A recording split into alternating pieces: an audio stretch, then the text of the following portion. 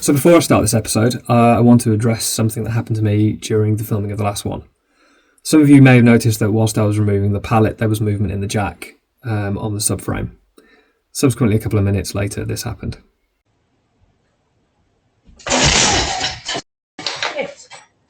The car fell off the jack. It wasn't on axle stands, and I learnt a very valuable lesson that day. My late father used to tell me a lot about working on cars, and the safety revolved around it. And he just said, if you're going to work underneath it, any part of it, support it with axle stands. I was under the front passenger wheel arch at the time, and I walked away with cuts and grazing and bruising on my left arm, my left knee, which I'll show you in the picture.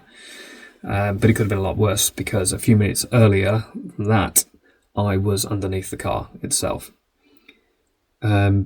Dad used to say to me all the time, when you're going to be working on cars, you need to support them with axle stands. He lost his best mate back in the 1970s because his car fell off the jack, and subsequently it didn't end well.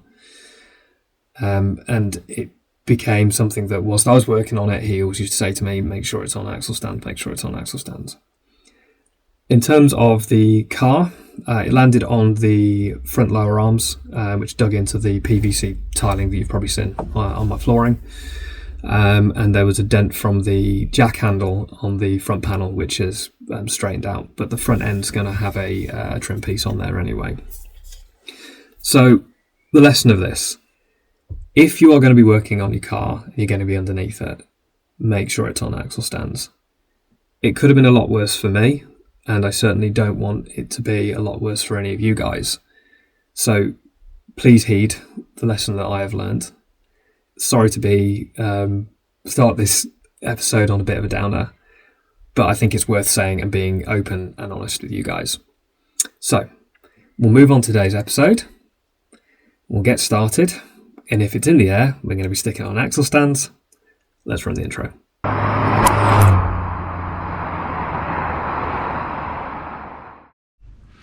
Everybody loves wiring, said nobody ever. Got a Haynes manual out with the appropriate wiring diagram, and what have I done? So inside the van I have pulled the wiring loom around.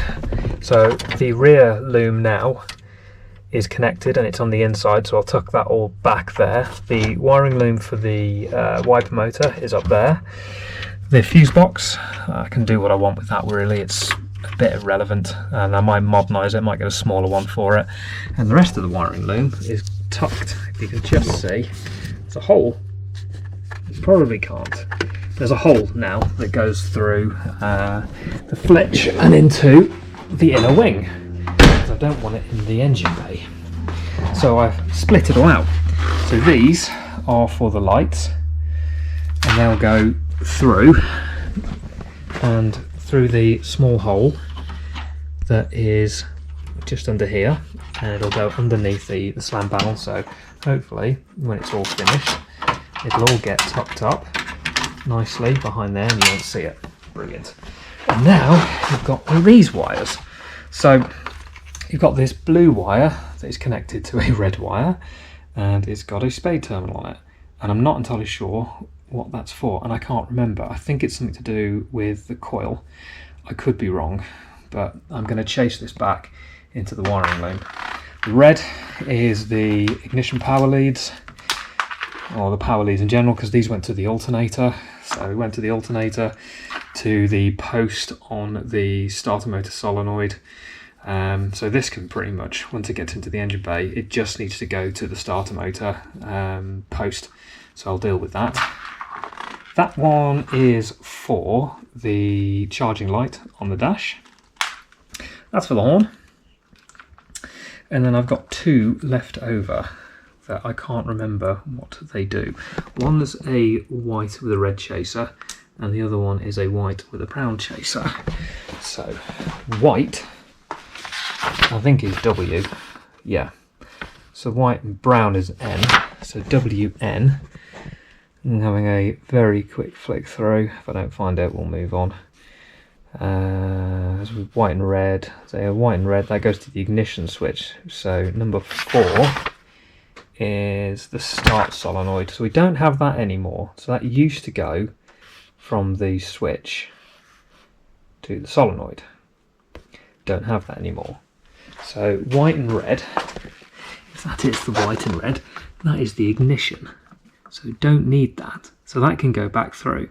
And actually, if anything, that can go to the ECU, because that will power be the ignition feed for it, because it doesn't look like it's used for anything else, which is odd. But I'll have a look, because the other thing is I need to look at is the starter. So I think that is the starter signal. If that is the starter signal, then brilliant. I think it might be actually. So that's starter solenoid, so that would make a lot of sense. And then we've got white and brown, which is W and N, which typically got brown and blue. Oh, I can't find this. So that's something I'll have a look at later and update. But making progress. So I want to try and eliminate as much of the superfluous wiring that isn't involved with the actual management of the engine. Starting, that sort of thing, and power. I can sort that out there because we've got the power lead. I'll go straight to the starter motor to the alternator. So all of the wires then, say especially where it, excuse me, that one, which is the for the dash, that'll run through as well and then pop out and go to the starter motor. Anything to do with the ECU and the actual running and management of the engine will come through here. So I'm going to have a Hawthorne cover, and then when it'll come out, I'm then deciding whether I go left or right with it. Because if I go left, the problem is I've got a turbo going here and a lot of hot metal work, whereas here I've only got the coolant to deal with. So I might run it round and down and then do it that way, because I'll have the inlet there, so there'll be a few wires that come out, so all of that. But in terms of fuse boxes, I want to hide them as much as possible, and then the other option was to put them on somewhere over there and put them on the wall. But again, I want to try and keep it as minimal as possible. I have got the option to put it there for the Haltech one there, but again, I'll see how it all goes when I've got the master cylinders in. But yeah, for the time being, more sorting out of the wiring, and we'll go from there, and hopefully we'll tuck it up and I'll show you the progress. I've managed to put the new master cylinders on. They arrived today. I've put the braided line for the clutch line as well as the grommet in. I've got some braided lines for the yellow tags. However, I'm not using the PDWA now, so I need to work out how to get all of this on successfully, but that's a later job at the moment. Temporarily fitted, as in just placed the DSN plate, and then I've gone down to do some more wiring. So I've actually stripped back some of the earths because there was loads of them. The MPI, for example, has one earth per each side. This had like 3 or 4, so what I've done is I've amalgamated them and then it goes back. So rather than having like 2 per each side going into different blocks, they now go into one wire, such as there, and it's the same on the other side, and they go to one block. I'm potentially going to put a DT connector underneath here because this is just, it looks crap and it looks like a bit of a rat's nest. And then the alternator wire is there. So luckily this time I've brought my torch with me, so you can see. So there's the earth, and that will be bolted back there, probably potentially to that one, to that hole just up there. And that will be my earth point underneath. This is all going to get braided and tucked, so it should be quite nice under there. Still deciding what I'm doing with that.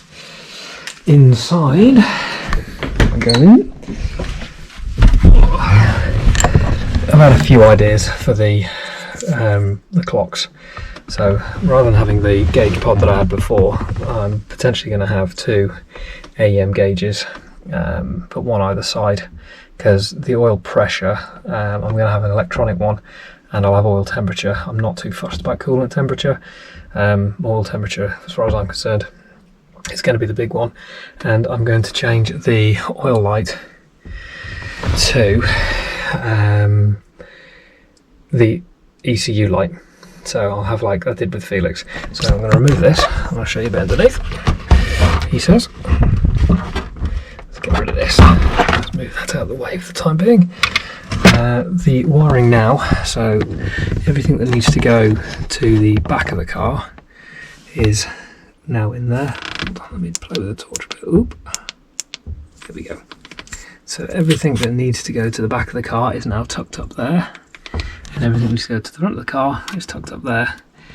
And then this, I'm still trying to sort out. This is the Haltech wiring loom that goes through, so I'm sorting through that at the moment. The connectors for the ECU are there. The ECU is going to mount underneath that, so a plate is going to be made for that hole, and then the ECU is going to go underneath and hang down, and then these will just plug into the front of it. So say the ECU about here, and then the plugs will go into that side, or I could do the opposite. I could put ECU here and then bend the plugs around. It doesn't really matter in the grand scheme of things. Can potentially tuck them down that hole in the back. Options. Here I've got the Haltech fuse box, and again there's going to be a plate that goes over here, and then the Haltech fuse box will mount to it, and then so will the standard fuse box. So the way in which I've got it at the moment, if I just hold this, ooh, that's going to be difficult. I'll put it underneath there. Not with the power of editing. So this will be further over and tucked underneath. So I'll be able to access it from underneath the dashboard still for both of them. And then all this wiring will get tucked up and out of the way. So that's going to be all tucked in back. That will be underneath. And then it's a what to do with all this. It still needs sorting. There's some wiring underneath that still needs sorting and areas for mounting. But the beauty is if I put the ECU underneath there, this set of relays that is for the dials there, I'm going to bolt or tape underneath as well, so you won't be able to see them. And that's kind of progress at the moment. So the next step is to just go over things very, very slowly, work out what I do and don't need from the wiring loom, and do what I'm doing at the moment and slowly strip it all back. I'll temporarily put the ECU wiring loom through, and then I can fit the gauge pod and work out how much room I've actually got to play with. So whilst it's a quiet evening, I thought I'd go on to the brake rotors. So they come as standard bare metal, but within time that's going to rust quite badly. They're going to be behind the wheels, you're probably not going to see them, but for longevity and for aesthetics more than anything else, I've thought I've done this. So I've matched off the majority of the face. I'm not too worried about like leaving a little bit of a lip, because it's just going to get taken off by the brake pads within minutes of getting this on, but just getting off the rest of it is going to help. So I've put a little bit of a guide coat on this one, a very light coat, and on the second one, just going on. This is the Halford stuff, and it actually isn't too bad. And typically I've got a fly. Couldn't just wait, could you? Get off. Get off my brakes. So rather than do a time lapse, I'll show you what I'm doing. So I'll show you in a bit when they're all finished and they're all dry, and we can put them on the car finally. So where I was last time with the brake discs, so they've been painted and I've got rid of a lot of it. I'm not too fussed about this part here, because this is going to get pretty much shaped as soon as I start braking. I know it's controversial, but I've done it before and it's been absolutely fine. But I'm not saying that's the be all end all. So there's, again, controversy about which way the vanes go. So internally on these, they're straight. So if you look through them, they're absolutely in parallel. And you'll get some that are slightly offset. And that's especially on motorsport industry where it's trying to catch the air.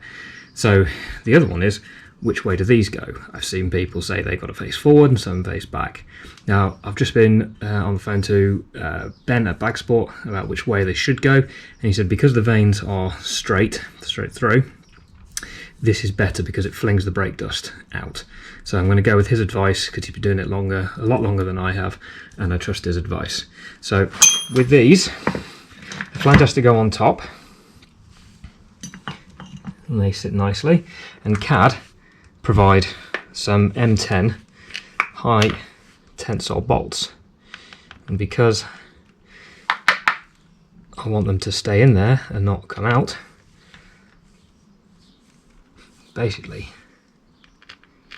I'm going to put some thread lock on all of them,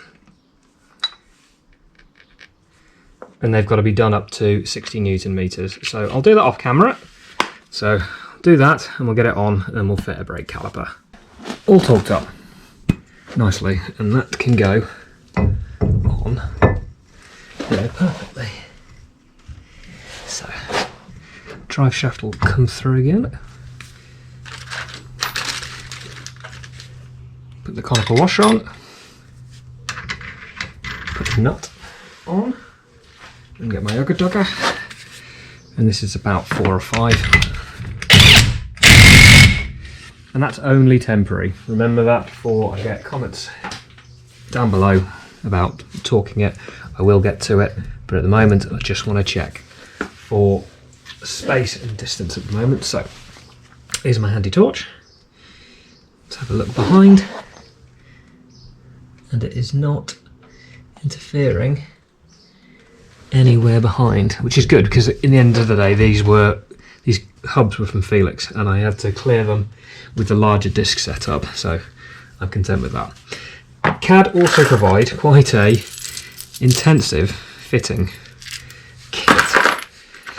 So what I'm going to do is add the spacers, which is what they were recommended. So when they go on, they go through like that and position it, and then I'm going to put a nice thick washer behind. So pretty much like that. So let's give it a go because this is quite fiddly, and I will put Loctite on later, but at the moment, again, this is all trial fit to see if I can get the caliper itself centralised to where it needs to be.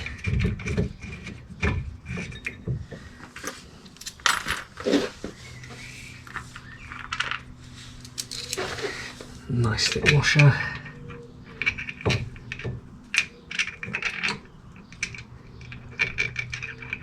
Quite blind behind here, but we'll find it. There we go.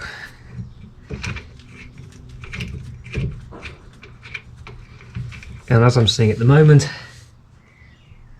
that isn't quite central. So you can see when I push the caliper on, I've got a bigger gap on the right than in the left, so it needs a shim, and luckily it comes with a load of them. So I'll have a bit of a play and I'll get that nice and central. There you go, central. So hopefully you can see that behind the pin. I remove that, you'll see that it is equal either side of the groove, and that's why they provide so much, because loads of different hub types, so it just makes things a lot easier. So next thing is these are all got to be tightened to 52 Newton meters, and then I can put the pads in.